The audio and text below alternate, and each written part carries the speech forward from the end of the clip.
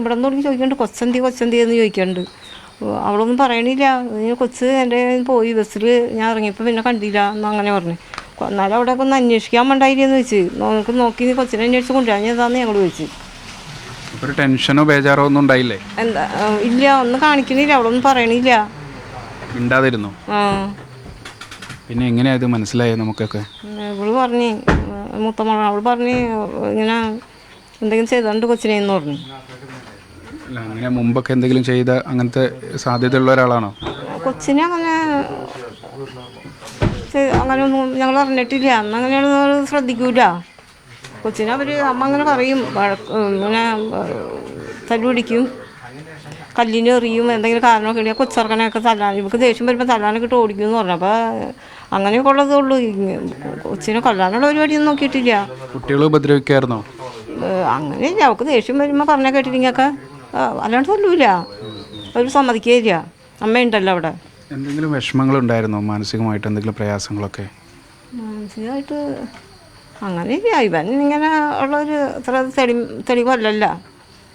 അവരെന്തോ ഇവർക്ക് എന്തോ ഒരു പ്രശ്നമുണ്ട് എന്നൊക്കെ ഉള്ള രൂപത്തിലൊക്കെ പറഞ്ഞു. സന്ധിക്കോ? ട്രീറ്റ്മെൻറ്റ് എന്തെങ്കിലുമൊക്കെ പോയിരുന്നോ ഹോസ്പിറ്റലിൽ? ഇല്ല, ഞങ്ങൾ ഈ മാർച്ച് മാസത്തിൽ ഇങ്ങനെ ഈ അങ്കമാലിക്ക് പോയതുള്ളൂ. അതിന് സർട്ടിഫിക്കറ്റ് മേടിച്ചവർക്ക് കൊടുത്ത്. എവിടെ കാണിച്ചേ? അങ്കമാലി LF-ൽ. എന്നിട്ട് ഡോക്ടർ എന്താ പറഞ്ഞത്? ഡോക്ടർ പറഞ്ഞിങ്ങനെ ഈ അങ്ങനെ ആൾ നോർമലാന്ന് പറഞ്ഞൊരു സർട്ടിഫിക്കറ്റ് എഴുതി തന്നു. അവർക്ക് പിന്നെ അവർ കൊച്ചിനെയൊക്കെ അവരുടെ അടുത്ത് ആക്കിയത്, അല്ലെങ്കിൽ ആക്കൂല. പരിശോധിക്കാൻ അവർ അവിടെ നിന്നാണ് ആവശ്യപ്പെട്ടത്? ഞങ്ങൾ ചെന്നപ്പോൾ പറഞ്ഞു ഇവളിങ്ങനെ ഇടയ്ക്ക് വഴക്കുണ്ടാക്കി ഇങ്ങനെയൊക്കെ വരുമായിരുന്നു.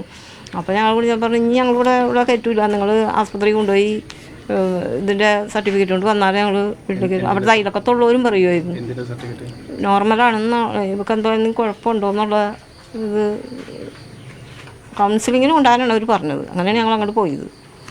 ഒരു 2 ദിവസം എടുത്തപ്പോൾ ഒരുപാട് ബുദ്ധിയില്ല, അത്ര ബുദ്ധിയേ ഉള്ളൂ എന്ന് പറഞ്ഞു. അപ്പോൾ അതാണ് ഇവളിങ്ങനെയൊക്കെ ചെയ്യണേന്ന് പറഞ്ഞവർ. ഇങ്ങനെ വയലൻ്റ് ആവണതും ഇങ്ങനെ ഗ്രഹിക്കാനുള്ള ഒരു ബുദ്ധിയൊക്കെ. അങ്ങനെ ഡോക്ടർ പറഞ്ഞു ഒറ്റ കുഴപ്പമില്ല എന്ന് പറഞ്ഞു, നോർമലാണെന്ന് പറഞ്ഞു സർട്ടിഫിക്കറ്റ് തന്നു. അതിന് അവരോട് നിർത്തിയോളൂ. എന്നിട്ട് അവർക്ക് പോരാ, ഞങ്ങൾ പൊട്ടന്മാരാണോ എന്നൊക്കെ ചോദിച്ചവർ. പിന്നെ ഇവിടേക്കിട്ട് ഞങ്ങൾ കൊണ്ടുപോക്കോളാം എന്നൊക്കെ പറഞ്ഞ് ഞങ്ങളവിടെ ആക്കി വെച്ച് പോകുന്നു. അവിടെ വലിയ ഉപദ്രവമായിരുന്നു, അവിടുത്തെ പ്രശ്നങ്ങളായിരുന്നു അല്ലേ? ചെറുക്കൻ ഒരു സ്നേഹത്തിലല്ല എന്നാണ് അവൾ പറയണത്. ചെറുക്കനേ മിണ്ടൂലെന്ന് പറയണേ. ഇന്നാൾ തിരുവനന്തപുരത്ത് പോയി വന്നിട്ട് എന്നോട് പറയണ്ടത് ഇങ്ങനെ നടക്കണ്ട, എന്നോടൊരു അക്ഷരം മിണ്ടണില്ല എന്ന് പറഞ്ഞു.